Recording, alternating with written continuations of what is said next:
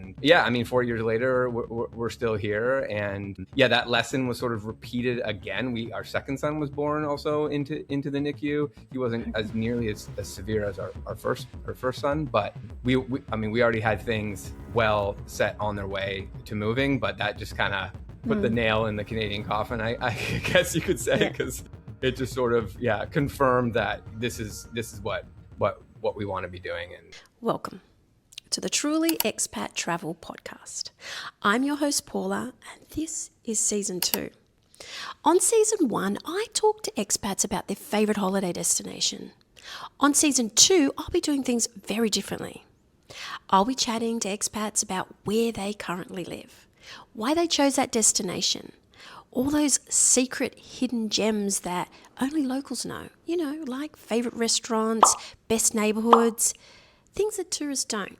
Welcome back to the Truly Expat Travel Podcast. My name's Paula. I'm your host, and today I've got a great guest with a great destination. Welcome, Simo. Let's hear all about yourself and where you've come from and where you are now. Yeah, thanks for having me, Paula. I'm happy to be here.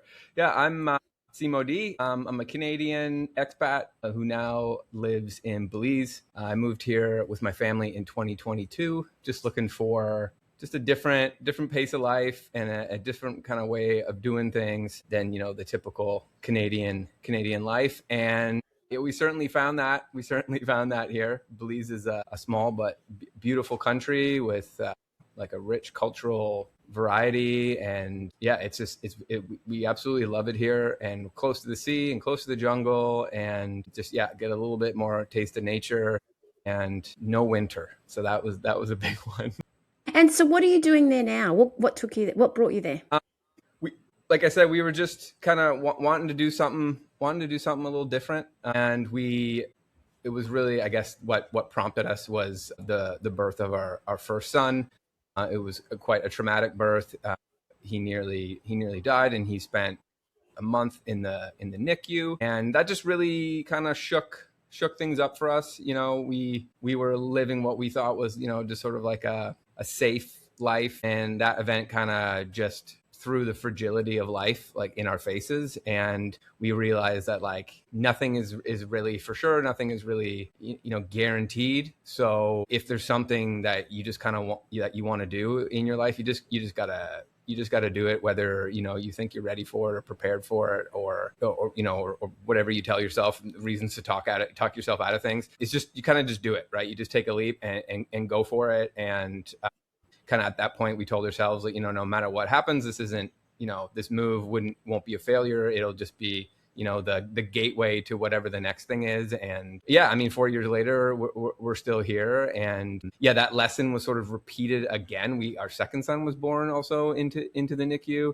He wasn't as nearly as severe as our first son, but we already had things well set on their way to moving, but that just kind of put the nail in the Canadian coffin, I guess you could say, because it just sort of confirmed that this is what we want to be doing. And although we are grateful that we had the birth in Canada, because had we had gone through that experience here in Belize, I don't think my first son or my wife would be with us, given that. So we were fortunate to go through that experience in Canada, but it was also sort of I don't want to say a wake-up call, but it was just putting things into perspective for us that, if there's something you want to do, just go and do it. And for us, that was moving to Belize. Why Belize? It was, well, my wife and I, we traveled quite a bit independently, but when we got together, we did quite a few trips together, and my wife would always just be like, let's move here. Let's, it'd be like Iceland or something. And I would just be like, I don't want to move to Iceland.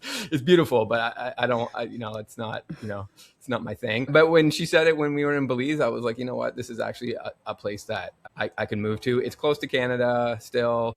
It's English speaking. The climate, while it can be quite hot, honestly, like there's times in the summer that actually Toronto is hotter than it is here. So we were sort of used to the heat, used to the bugs. If you spend a summer in Northern Ontario, the bugs are probably worse there than they are here. So it just kind of checked a lot of boxes. It was pretty easy to move to. It's pretty easy immigration process here. Okay. we have just started our residency. We just submitted our residency application for permanent residency like wow. maybe a month or so ago. And so we were here as tourists for 4 years. Okay. A lot of countries, you cannot do that. You have a set period, and like in the European countries, and then you have to go. So yeah, Belize just kind of made that possible. And so yeah, that's kind of why we decided on Belize. And in a previous marriage, I had considered moving to Costa Rica and stuff as well. So it was still something that I always wanted to do, was go and move abroad and live in another country. I have a brother who spent like over a decade in Hong Kong and Korea, and I did a bunch of traveling out in that way, and it just kind of got me interested in living in another country. And yeah, Belize is just, the people here are beautiful and friendly, and yeah, they make it really easy to be here. So what is Belize famous for? Tell me a little bit about it. Well, that's an interesting one. I would say, I mean, they're not a very big country. There's only 400,000 people in the entire country. So, but I would say it's really, they're known for the Barrier Reef, really. It's the second largest in the world, next to Great Barrier Reef in Australia. It's the Barrier Reef off the coast of Belize. And then they also have a really popular diving destination called the Blue Hole, which is like a massive sinkhole that's like, I don't know, 400 or 500 feet deep, and you can go and dive it.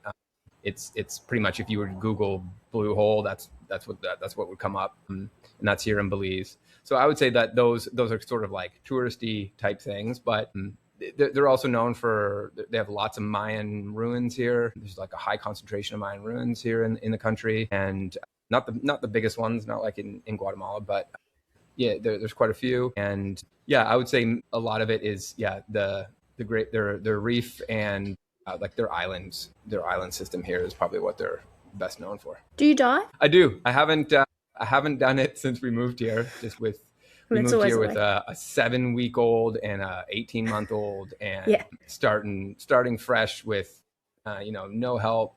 We've been on kid duty. There's no family here to support, and creating a whole new friend network, and just finding babysitters and stuff. It took quite a bit of time. So yeah, not too much personal time, but lots of family time. And that was one of the reasons why we came here, was to spend more time with our kids. And we do, we've been with them almost full time since we moved here. I mean, they're now in school, but I think we spend a lot more time with them here in Belize than we probably would have back in Canada. And that we did when we were back in Canada, and we had our first son. And, I would work. I'm still self-employed, but at a construction company, and I would leave super early in the morning and get back in the evening, and would barely see them. So that's definitely not the case. I drive my kids to school every day, and so I'm just a lot more kind of plugged into their life. And that was one of the goals of coming here. And is there anything about the climate that took you off guard? The heat. We knew it was hot, but we had come when it was like touristy season, so the temperatures were ideal. They were in the 80s or the high 20s Celsius, and we just hadn't experienced what a Belizean summer was like. And the second year that we were here, it was like record heat in the country of all time. It was like over 50 degrees here for days on end, and it was so dry that year. There was no rain for like 8 months, and it was just hot and dry, and that was a huge shocker. My whole family got prickly heat. I don't know if the listeners know what that is, or if you know what that is. It's just like a heat rash, and it's super uncomfortable. And so my kids and I, we got it. My wife, she was spared. I don't know how, but the three of us got it. And it was just, so that was a big shock for sure. So when is the best month to travel there then, if the summer is really hot? I would say the best time is sort of like early December. So you're past hurricane season, but you get some cool temperatures here at that time. Evenings can get down to like 18, 17, but during the day, it's still like in the high 20s. Nice. And it's usually the weather you get lots of sun. That's the thing here, right? So that, I would say that's the best time to go. You're going to get the kind of the best, nicest days, comfortable evenings, especially if you're doing anything if you're staying in a place that doesn't have air conditioning, or you're kind of doing like a off-grid type thing, you would want those conditions, because it can be quite uncomfortable, in an off-grid scenario, kind of like right around this time of the year. Although this year hasn't been too bad. This has been like one of the nicer of the 4 years that we've had here at this time for the summer. Right now, the evening's like 25 maybe at the most. So, but you can sometimes get, like 2 years ago, it was 35 degrees at night. I mean, you can't sleep. Without air conditioning, there's no being comfortable. And did you say it's dry heat? It's not humid. For some reason, I thought it might have been humid down there. There is humidity here. Yeah, it just kind of it varies. The weather really is like it's not really the same all the time. When I first arrived here, I asked somebody, when is rainy season, and they told me when it rains, and I thought that was the dumbest answer I've ever heard, because there's a rainy season. But after being here for 4 years, I'm like, I totally get it, because some years there's no rainy season. Like, it's rainy season, it does not rain. So rainy season is when it rains, and then you get, like this year, your dry season was quite wet, right? So I kind of like now understand what that answer was. At the time I was like, this doesn't make sense, but no, it definitely does make sense now that I'm here. I've been here for a while, and more of like a local person, and it's funny. For a tourist, do you think that they need to hire a car, or can you use public transport there? I would say get a car. Public transpo is a bit of an issue here. It's getting a little bit better, but it's not reliable. And it's kind of colloquially called the chicken bus, because I've never taken it. I have taken chicken buses in my travels in Southeast Asia. So there's literally chickens in baskets in the car, and at that time, actually, this was Southeast Asia, but there's goats on the roof of the bus. And you could hear them clunking around on every turn. Nothing like that is that extreme here, but everything's pretty. Even though it's a small country, everything is quite spread out. There's lots of like natural parks, lots of green space, and as a result, you really need to drive to get there. So if you're not hiring, or you're not renting a car, you're hiring vans and taking public transportation that you can sort of manage to coordinate. You're going to be doing that all the time. So it's just more convenient, and it gives you the ability to kind of stop on a whim and go see something that maybe you hadn't planned on, which there's lots of that kind of stuff.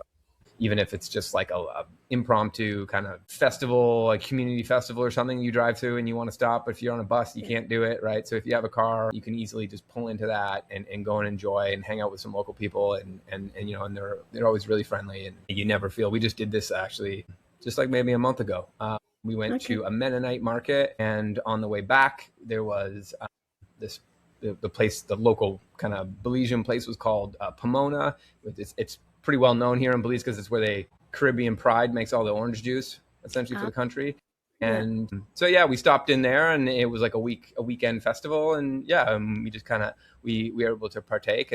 But again, it's like that's not something you're gonna be able to do if you don't have your own vehicle. And if you're coming here, rent a car and drive the Hummingbird Highway. It is like the most beautiful drive you'll probably ever do. It is just absolutely amazing. We love doing it. We like purposely make plans to drive to Belmopan, which is the nation's capital, and just like, so we can go and drive it. It's just mountains and orange orchards and just flowers alongside the road, and these massive mahogany trees and ceiba trees, and it's just beautiful drive. So I just recommend, like, as even like an activity, rent a car and do that drive, and it's just it's absolutely amazing. There's a lot of wildlife, a lot of birds and things. Yep, there's what is the stat? We just met a local guy recently. He used to be a bird guide. There's like hundreds of varieties of birds here. I think it was something like, I can't remember. I shouldn't probably say it because I can't verify it, but it was Belize has like one of the highest rates of like variation in species or something like that. Do you know, it's funny you say that, because I checked that one, but I remember reading that somewhere. That's why I asked about the bird life. Yeah, it's amazing. There's just And we get just stuff like just even in our lot, and we're like kind of in a touristy area, and there's lots of development around, but we get, green-headed parrots and roadside hawks and all sorts of, I don't know the names of these birds. I'm not much of an ornithologist. They're just pretty. We get lots, even just, yeah, we get lots here, and they all have these distinct calls. And there's actually an app called Merlin app, which you can like record when you hear a bird call. You can record it, and it tell you what the bird is. So I've downloaded that. I've actually not used it yet, but yeah, there's tons of wildlife here. Yeah, there's lots of jaguar preservation here, and if you go to the local zoo, you can see some live jaguars and tapirs and harpy eagles and these things called Jacabi storks. If you Google that, it's like they look like the Grim Reaper. They're a creepy looking bird, but very cool. Yeah, there's lots of cool wildlife and stuff here, and there's really a lot to do if you're into like outdoor activities and kind of adventure seeking type stuff. There's lots of caving and tubing and jungle trekking and zip lining and ATVing, all that kind of stuff you can do here in Belize. And there's actually a couple really good place called the ATM Cave. I don't know the actual, it's an acronym for the Mayan word, but if you Google ATM Cave, it's actually like you go spelunking essentially down into the heart of this mountain, and inside is an old Mayan ruin, and there's like artifacts and like skeletons and stuff all in there. And that's cool. Yeah, I've yet to do it because we are young kids. We couldn't do it with young kids yet, but we're waiting for them to get a little bit older, maybe 7 and 8, and then they can go with us. And it's something we're looking forward to do. But yeah, that's like a big attraction here, which is just sort of on the outskirts of Belmopan, which is the nation's capital. So then if I asked you to do, what would a 3-day itinerary look like for not touristy stuff, but if you were to show people around, if some friends come to visit, what would a 3-day itinerary look like to you then? Yeah, that's a tough one. That compresses things down. For sure, I would say go out and do an island. There's lots of like local islands you can get to and just do a day trip. That's really fun. And it's kind of like a must do really when you're here. And then I'd say day 2, rent a car, drive up, do the ATM Cave, and then stay a night in like San Ignacio, which is close to the Guatemalan border. There's some other ruins there. So there's some really nice like accommodations, and then there's a market there, and that would give you like a really good kind of taste of Belize. You would see all the different cultural groups here and experience all the different languages. And because Belize is like just a melting pot of cultures here. You have Mennonites and Chinese and Indians and Mayans and Spanish descendants and British and lots of expats. There's Lebanese people here. There's Jewish people here. It's crazy for 400,000 people. Yeah. It's like truly a multicultural society here, and then mestizos, Garifuna. There's so many, and again, right, and like I came from Canada, and Canada sort of prides itself on being multicultural, and it is, but when you have that many different cultural groups in such a small space, it's like everyone really does get along. There's a little bit of segregation because the Mennonites typically just stick to themselves and do their own thing, and it's fair enough because they live like it was 150 years ago. But it's just everyone's just shoulder to shoulder getting along. So there's a common language, which is Creole. So Belize is English speaking as a former British colony, but and part of the Commonwealth. But Spanish is really big language here. But everybody, and then obviously all the imported languages, lots of Chinese and like Taiwanese and stuff like that here. But everyone, all the local people speak Creole to each other. So there's lots of code switching, and you'll hear like all different languages and stuff when you're here. And so that 3-day itinerary would probably give you a taste of like all of that, so you get the Caribbean vibe going out to the islands, driving up to Hummingbird. You would get, you'd see Mennonites and stuff, and at the market there'd be a mix of people. Going to the caves, you would get some taste of the Mayan culture. You'd probably stop at a Chinese grocer on the way somewhere, and then you go to San Ignacio, and they have really good food, and you could find some French cuisine. There's a really nice place called the Guava Limb up there, and they do like French. I believe it's French cuisine. Yeah, and there's a French bakery in there as well. So you get like a real good taste of like all the different cultures of Belize on on those three. Then what is the food like there? What do I have to try if I'm arriving there? What is something that I really have to try? Belizean cuisine is a lot of like rice and beans and barbecue chicken. They have a couple or one thing for sure that is like 100% Belizean, which is the fry jack. It's essentially they take like a ball of tortilla dough and they deep fry it, and it kind of balls up into like a hollow puff essentially, and then they cut it open and you can stuff it with all sorts of stuff. So you could have like a savory one, a breakfast one, with eggs and bacon in it, or you can do like sweet. You could put like, I don't know, like any jam or something like that in it. They're really tasty. It's kind of like a donut, but it's not like fried sweet kind of thing. It's like a sort of like it bridges the gap. So you can make it kind of almost like maybe like how a crepe would be, how you can make them sweet or savory. Fry jacks are definitely the same. And then there's, I don't know if this is specifically Belizean, but there's lots of garnaches, which is, I guess that's Spanish. So that's sort of like finger food, street style finger food. So lots of like tacos and fried tacos and pupusas and like a lot of those they're all like kind of different variety of tacos and burritos and that kind of stuff. And they're really good and it's really, they're everywhere. There's lots of like street side places that you can get that kind of stuff or barbecue chicken. I would say, that's kind of generally like Belizean food. And the fry jack is like, if you come to Belize, you gotta eat a fry jack. You haven't been to Belize if you don't eat a fry jack. Okay. And is it a tipping culture? It is. Like tourism is huge here. It's like 48% of the GDP. So, and wages are really quite low. The average person makes like $250 USD an hour, so that's like $5 Belize dollars. So tipping is typically encouraged. It is, and you should, and I think you should. If you're getting really good service, then definitely you should, because it really helps the service industry workers here for sure. Because the wages are it's much lower than what we'd be used to in North America for sure, or Australia. Is there any hidden gems that you'd like to mention? The hidden gem I would say for my area is a place called Placencia Yacht Club. So I live on a peninsula, and at the end of it is an island, and there's, I believe she's a Swiss woman and her husband. They have like a little marina there where people in sailboats can come and moor and just kind of get their feet on some dry land and kind of shower and hang out there. And she has a dock and a little restaurant, and it's the most beautiful sunset, I think, on all of Belize. Like it's just a completely unobstructed view of the sun setting behind the sea, and it's just absolutely amazing. And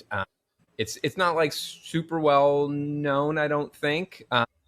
You do have to kind of call ahead, and she brings a boat out for you to bring you over, and she only takes like, she can only have so many guests at once, so you kind of have to coordinate it a bit, but it is absolutely awesome. And then I would say another one would be a little restaurant just as you come into Belmopan called Simple Life. And it's like a Taiwanese place with just amazing dumplings. If you're into that, just awesome, two awesome spots that I recommend to anybody who comes. That's awesome. Thank you so much for coming on. I'm really excited I've not done any of kind of like Central or South America, so for me, anything about it is exciting because it's somewhere where I'd like to go in the future, not too long away. But how can people get in touch with you if they want to contact you? They can find me on Substack, Unfiltered Abroad, as well as BotBot if you're into AI and stuff like that. That's my day job. And then you can also find me at movesmart.world,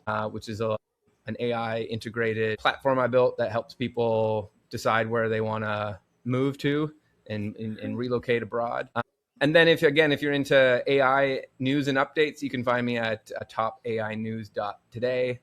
Those are the main ways. And then I'm on LinkedIn and Facebook and awesome. I'll put all the. Thank you so much for having me, Paula. I appreciate it. That's okay. Thank you for coming on. But I'll put it all in the show notes for people that want to contact you. And again, thank you so much for coming on. And I'll see you all next week on the Truly awesome Expat Trip. Bye. Thank you for joining me on the Truly Expat Travel podcast. If you liked this episode and you found it valuable, then why don't you go ahead and like and subscribe so that you don't miss an episode moving forward. I've got some amazing guests and some fantastic destinations coming up. But if this is the episode and this is the destination that you really want to go to, then I suggest you head over to trulyexpattravel.com, where you'll find travel guides and deep dive into this sort of destination. If that's not what you want and you can't find an episode that is a destination you want to travel to, then head over and follow me on Facebook, Instagram, and TikTok, because I'm pretty sure you'll find something there. In the meantime, safe travels, and I'll see you next week.